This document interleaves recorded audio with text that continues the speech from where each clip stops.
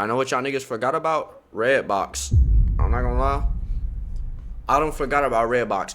Redbox like went extinct after I want to say 2016, bro. Nah, I ain't gonna lie. I ain't gonna say 2016, but like 2017, I did not see no Redbox no more. You know what I'm saying? I was too young to even get something from the Redbox, but I always wondered like, what if you got a movie from the Redbox, right? You put another disc in it and just return that shit. Will it say you returned the movie, or like how would that work? Like how do they know that you actually returned the movie? Like I always wanted to try that, but you know, niggas wasn't old enough. One claims it's the company's only chance for survival. Atari has filed for Chapter 11 bankruptcy protection. The 31-year-old AWA presents the difference. Kodak is filing for Chapter 11 bankruptcy protection. Damn.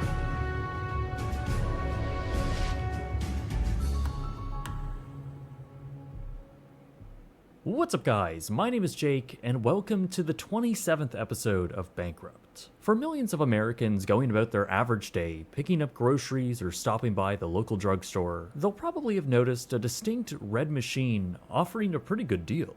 It's Redbox, a DVD rental company And they used to have whose valid presence movies, too. across America span tens of thousands of locations. It was a company which made billions of dollars in revenue off simply renting DVDs through a kiosk at rock bottom prices. But their success would only be suffocated by the 2020s, ultimately seeing their parent company declare bankruptcy, opting to shut down the entire business. So let's take a look through the good and the bad, hear from a former executive at the company, and find out how Oh damn, they got an Redbox insider. ultimately declared bankruptcy. This video is sponsored by Factor. Go to factor75.com. Suggested code Easy Shop LLC. And with 2002 were the over research that they were but Redbox started in 2002 not as an automated DVD rental company, but as an experiment from the fast food giant McDonald's. They were exploring the idea of How the hell they introducing get more automation, believing in research that suggested consumers were more interested in automated convenience over traditional methods of purchasing goods. Convenience and Back when movie you can get a rental stores cheeseburger were for the 15 cents right here, probably. two sub-industries McDonald's chose to focus on, and by late 2002, they had created Redbox Automated Retail LLC, and with this, they opened a few test locations. TikTok Easy Shop was the name chosen for the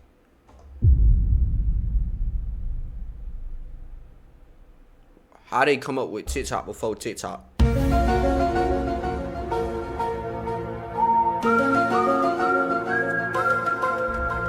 Maybe a reach. We'll let them continue. these kiosks, many of which were massive units that stored various small items that could be found at the average convenience store. The comparatively smaller DVD kiosk was painted red and could be found adjacent to the TikTok, or by itself at McDonald's locations. However, $1.99 game. McDonald's decided to pull the plug on these machines, as they just weren't generating profit for the company. The DVD side of the business, however, was still a point of interest for McDonald's, and the economics as well as the value proposition for the consumer made more sense. Redbox was now being tested once again in 2004. $1 and DVDs it really game? was a competitive idea. This was of course a time before online streaming, and video rental stores like Blockbuster were king. But renting a movie from Blockbuster was a separate trip, and the rental itself was around $5 for new releases, and the company was infamously known for their late fees. Redbox, on the other hand, was going to massively shake that up, offering movies for just $1 a day. These kiosks would be packed with over 150 titles to choose from, and would be placed in locations people would already be making a trip to. Think of a grocery store or a restaurant, which from there, you could just stop by a Redbox after picking up dinner and be on your way. Plus, you wouldn't have to return it to the same place. You can visit any Redbox location and make the return. The idea certainly had legs, and after being trialed and successfully implemented in various locations, including their parent company McDonald's, Redbox was acquired by a new owner, Coinstar. They would purchase a minority stake in the company in 2005 for $32 million, then buying the company outright from McDonald's by 2009 for around $170 million more. Coinstar was a sensible owner, as they knew the kiosk market and how to expand. DVD rentals through this time were also expanding, eating up the remaining market share Blockbuster was leaving behind as their company began to collapse. As their stores closed, Redbox kiosks were popping up everywhere, now building out a network of over 13,000 locations. They took up Yeah, but I'm not gonna lie. Niggas would probably still buy this today, though. Like, because Netflix, think about it. They raising their prices every 2 seconds. I don't got Netflix. But I'm saying, I always be seeing how they be raising their prices every 2 seconds. All these streaming services, hella ads, expensive. I could see Redbox. I don't know how they went bankrupt, though. Like, especially in the way, like, the economy is going right now. Niggas would literally, $1? These niggas is over here going crazy with this. Residents in supermarkets, drugstores, dollar stores, and more. Unlike the brick-and-mortar Blockbuster or the monthly subscriptions of Netflix, Redbox would be targeting consumers who were more cost-conscious and focused on areas of the United States that had less access to the internet. It became natural for people to stop by a Redbox on their way home, and the kiosks were turning out to be a big hit, sometimes even seeing lines building out front. As more locations opened up, Redbox began introducing video games alongside Blu-rays, an expansion to their overall catalog on offer. The company had now crossed its 1 billionth rental across their now 24,000 kiosks, a monumental rise since their introduction just 6 years earlier. Business was good, and despite a few road bumps like the concerns from larger movie studios, the company navigated through these times more or less with grace, continuing their expansion efforts and cultivating a friend. W movie right here. Hold on. More or less with grace, continuing their expansion. I don't want to hear it. The Spy Next Door, greatest movie of all time. No movie's better. No movie is better. The Spy Next Door, if you haven't watched it, shut the fuck up. If you know, you know. This is the best movie of all time. I'm standing on that, bro. I'm standing on that. This is literally the best movie of all time. Efforts and cultivating a friendly shit had me wanting to be a spy. Culture, one which was praised by employees. My name is Brian Sharp, and I was the director of field operations for Redbox. Yeah, so there were a lot of great things about Redbox, but the corporate culture, just the way that everybody was. We took our business seriously. Creative, scrappy, but we didn't really take ourselves that seriously. Just an enjoyable place to work, an encouraging place to work, a place of growth, a place of development. That was part of our culture. Their dominance in this particular market was becoming more apparent, as by 2012, they had purchased Blockbuster Express, Blockbuster's almost carbon copy competitor to Redbox. This was also around when the company peaked in their overall annual rentals, at 770 million discs. It was certainly an impressive number, and that also meant that the company made up half of the physical media rental market across the country. By 2013, they would also report their highest annual revenue to date at $1.97 billion. Damn, boy. It was just non-stop growth. But how much was they paying how much was they paying the employees, though? Niggas better have been getting 6 figures. Niggas better have been getting 6 figures. And nonstop optimism. We were valuable out in the rural areas, but again, I live in Houston, which is a massive metropolitan area, and there would be, right here in the little community that I live in, there were 13 Redboxes within 3 square miles, and they all were movers and shakers. So it was just constant growth and constant. That's how you get to dang near $2 billion in a year, is because you get these big national chains that have adopted you. That incredible revenue growth and market share, however, was only going to dwindle from there. By this point, consumers were gravitating more towards online streaming. As a result, annual rentals did decline and would continue to over the years to come. Many kiosks, however, were still profitable, and the company as a whole was healthy. By 2016, Coinstar, which had now restructured to become Outerwall, the parent company to Redbox, agreed to sell the entire company to the private equity firm Apollo Global Management. Damn. Apollo is an incredibly large investment firm, which has invested in brands like AMC, Norwegian Cruise Line, Yahoo, and a bunch of lesser-known companies, creating a truly massive portfolio. Outerwall, and by extension Redbox, was their entry into the kiosk-based consumer goods and services market. They could have switched to games. Foothold of the merchandise machines and kiosks often found on the outer walls of an established store. hence the name Outer Walls. A new CEO was brought in to Redbox to lead the company, which had now expanded to over 40,000 kiosks across the United States. By this point, most Americans lived within a 5-minute drive from a Redbox, a truly astonishing presence across the country. Apollo actually played a more hands-off role with the brand, not making many changes, and allowing leadership to guide Redbox into the future through whatever avenue they saw fit.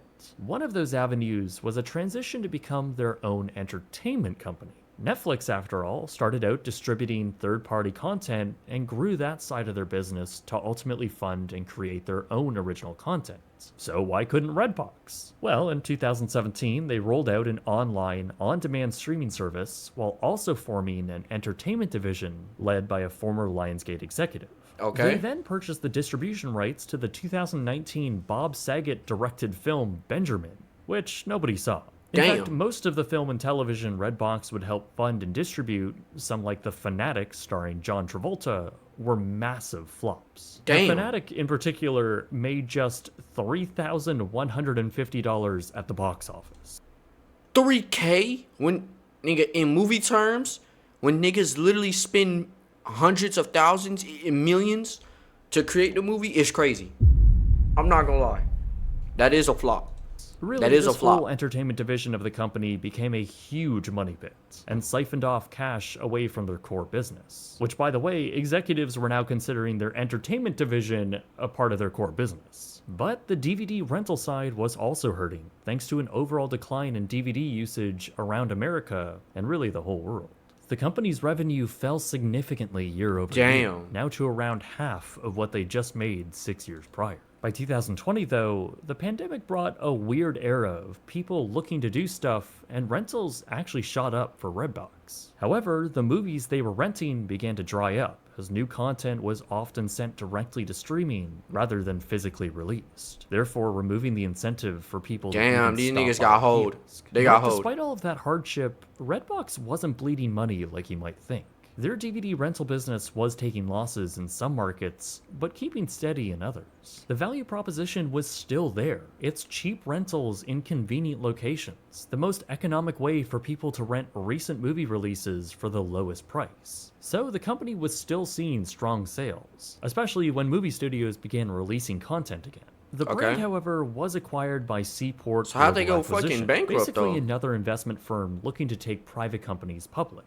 And that's exactly what they did with Redbox, seeing an IPO in October of 2021. While they had a strong start, their stock quickly tumbled to just under $2 by 2022, from a high of $15 back in November the year prior. Redbox ended 2021 with $288 million in revenue, but lost over $112 million, with Damn, significant dog. year-over-year losses. Redbox, for their part, stated that the losses were directly attributed from COVID, and that the company had a plan to ramp up revenue to over the $1 billion mark by the year 2023, mostly marketing their digital ambitions. But the company was once again thrown a curveball, as Redbox was yet again purchased by a new entity. Chicken Soup for the Soul Entertainment was a company. Oh, hell no. Yeah, what the fuck do that got to do with movies, gang? Bro. Nigga, anybody just buying this motherfucker. Fuck it, let me buy it. At this point, Motion Made Entertainment.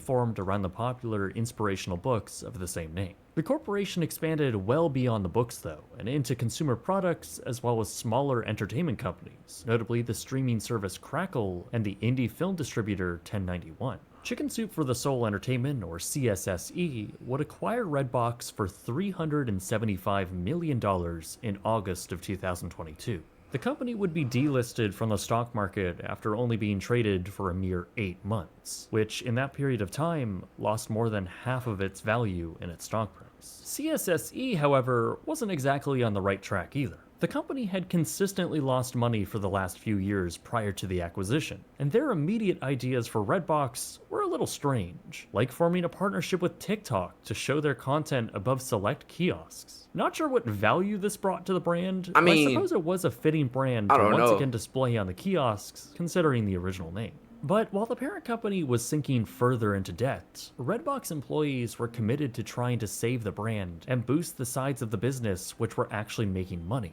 While renting DVDs was on a downward trend, it was only losing them a rather small percentage each quarter. By comparison, the company's service division was actually generating profits. Certain Redbox executives began to focus on that, signing more contracts with third-party vendors for Redbox to both establish other brands' entry into the kiosk market, as well as sign contracts to utilize their large network of technicians and merchandise fulfillment teams. CSSE, however, was continuing to post losses, and their CEO, William Rohana, to some, wasn't seeming to be all that engaged in trying to save the company. By the end of 2022, CSSE posted a staggering $111 million loss. The market was also reacting accordingly to these catastrophic reports, with their stock going from a high of $12 a share in August of 2022 to less than a... So basically, what I'm thinking is Redbox got bankrupt because they was passed around like a fucking blunt. They literally just kept selling it to other niggas, literally. $1 a year later. With so much cash coming out the door and a stock price about to reach rock bottom, bankruptcy seemed to have been inevitable. The company posted a $636 million loss for 2023. Clearly, things inside the company were in dire conditions, as Redbox saw employees' wages deferred. Kiosk machines, which required service for general upkeep, had their part orders canceled. This was despite Redbox actually seeing an uptick in revenue and rentals. Remember, the kiosks were still generating revenue, and the value proposition was continuing to remain strong for consumers. Okay. But the company was seeing little to no investment from the struggling parent corporation. And regardless of how beneficial Redbox was to the company as a whole, it still seemed like it was all over. After firing the entire board of directors, Chicken Soup for the Soul Entertainment filed for Chapter 11 bankruptcy protection on June 29th, 2024. The company stated that they were in over $970 million in debt. Nigga, who the fuck do you owe $900 million to? How do you get that much in debt, gang? Hell nah, boy. What the fuck? How do you even owe that much bread? Who do you owe that much bread to? And who is this little girl that's in the damn business? How the fuck she got a job? There were a lot of things leading up to it. Nobody was particularly delusional. Everybody knew that we were kind of living on the edge. It's difficult when you're the face of leadership and you don't know and you don't have answers. And I personally had 650 people that were looking to me like, what's going on, man? And to have to answer, honestly don't know. I get the same emails you do, right? That's really a frustrating place to be in. It was scary, but this whole time, again, I'm surrounded by intelligent people. Our director of business development, right in the middle of all of this, calls me one day and says, "Brian, I'm not even casting a net, and fish are just jumping in the boat." And he's just talking about new clients that are just coming for us because we're so good at what we do. Meanwhile, the house is on fire around us. While employees at Redbox had hoped that the entire company, or at the very least the service side of the brand, would be spun off, as both arguably had good propositions to other companies as a separate entity, CSSE ultimately went a different route. On July 10th, 2024, the company's bankruptcy was converted to Chapter 7, meaning all assets across all subsidiary brands at CSSE would be liquidated, including all of Redbox. Revealed in the bankruptcy filing, it was alleged that funds intentionally deducted from employees' payroll intended to fund their health care was massively mismanaged. And so there were people on our team that have these chronic health conditions or maintenance that they have to do every month. And because the bills weren't getting paid, their doctors, their providers started dropping them. And I know of at least one employee that had, I believe it was a heart surgery, and that's a $230,000 bill. $230K? Damn, bro. That he's on the hook for now. It was a rough time. No formal guilty verdict had been dealt, and at this point there has been no litigation stemming from these claims. However, the bankruptcy judge presiding over the case called it, quote, incredibly disturbing, going on to say, quote, I find it sickening, frankly. This was all on top of the existing allegations from one of the company's lenders that CSSE was more broadly mismanaged. Whatever the case may be, Redbox's future was now at an end. Kiosks around America were pulled from stores, and at this point faced an uncertain future. That shit It's got most fucking likely spider that webs pretty much on it, all of gang. them will just be destroyed. Though weeks after Chapter 7, I made a trip out to several locations, and not only were they active, but they were functional, even taking my credit card and delivering me quality entertainment. Though I can't imagine this will remain for much longer. The legacy Redbox leaves behind, in my opinion, is one of frustration. The brand Damn, started bro. out as a really good idea with fantastic implementation, But which saw literally them Netflix came along and fucked it up, basically. Really, that's what really happened. Netflix came along, niggas started buying the subscription. They're not buying physical media no more. And now I think it's going to be like a reverse effect because Netflix is raising the price. Niggas getting tired of paying that. They're going to go back to the physical. a cherished corporate culture and a fantastic competitive consumer product. One which has stood the test of time, despite technology advancing tremendously fast, which is very impressive. They also sort of just got lucky on that aspect, as it certainly wasn't for a lack of attempts to diversify and attack the same digital markets, though all attempts failed. Regardless, they had a strong brand, a massive presence across the United States, and an endless stream of content. Well, for the latter part, they did until they didn't. COVID certainly put a damper on their operations and severely wounded them. The company would ultimately find themselves acquired by an unlikely parent company, one which had a much grander vision. According to CSSE's CEO William Rohana, the strategy was to buy Redbox and use it as a revenue center to help fund their ambitions of building a streaming network, much like Netflix did years prior. But to do this, Netflix was first to it, the company with nearly $400 million in debt just to acquire Redbox, plus taking on all of Redbox's existing debt.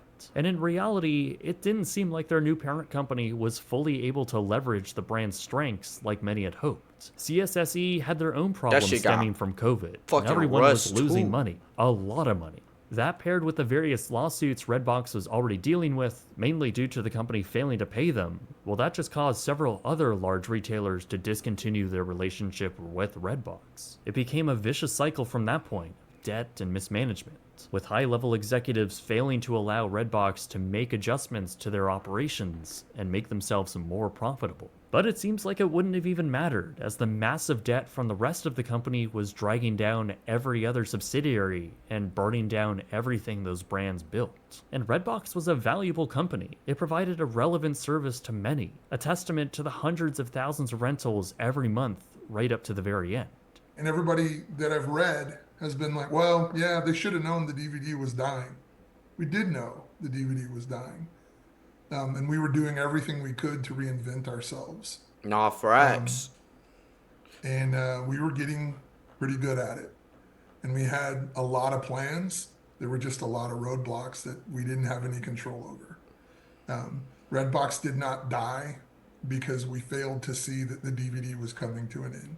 It's a brand that will be missed by many, and one that for a long time Bro, I hadn't still gotten think they the can love make a it comeback, needed though. from its parent company. Its death also marks another massive loss to keeping physical media alive.